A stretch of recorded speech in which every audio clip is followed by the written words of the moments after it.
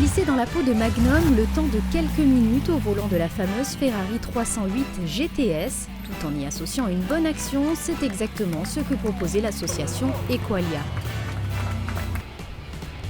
De la Porsche 356 à la Ford Mustang Cabriolet, en passant par la Mercedes 250 SL, un joli rassemblement de voitures de collection était à disposition pour une incroyable balade. Conducteurs ou passagers, tous ont pu arpenter les routes monégasques en empruntant bien évidemment le circuit de Formule 1. Les fonds récoltés aideront ainsi à la réalisation de divers projets. L'association, c'est une association à but non lucratif, une ONG qui est reconnue par l'ONU et qui a un avis consultatif.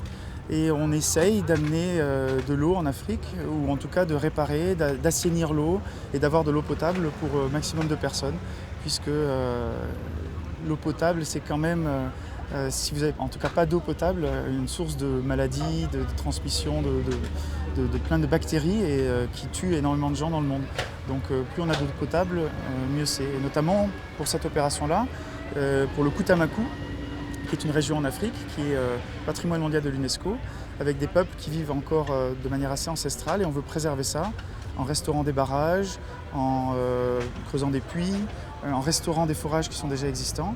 Donc pour ça on a besoin de sous, et donc on a besoin de soulever des fonds, et d'où cette manifestation avec des voitures de collection tout à fait splendides. Ces voitures sont les voitures de mon entreprise qui s'appelle Rent Classic Car.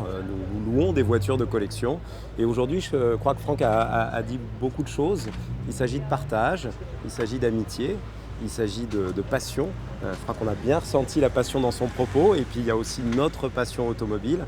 Donc on a décidé de mélanger un petit peu tout ça pour faire une journée exceptionnelle et permettre à des monégasques ou à des touristes qui passent une journée à Monaco de vivre un petit moment de rêve et de prendre le volant d'un monstre sacré des années 50, 60 ou 70. Des sportifs de haut niveau ont associé leur nom à cette opération, tels que Daniel Elena, le parrain de l'association qui n'a pas hésité à se mobiliser.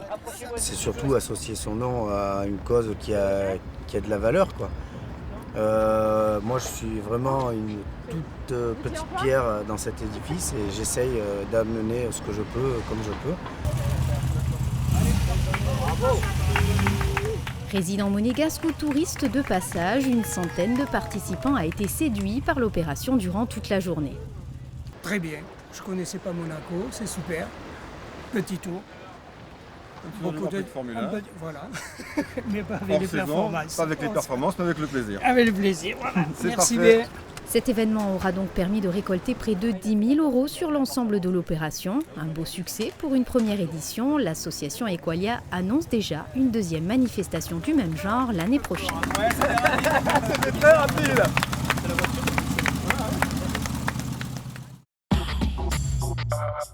Thierry Kerornou est un sportif licencié à la Fédération monégasque d'athlétisme et spécialiste des courses de fond.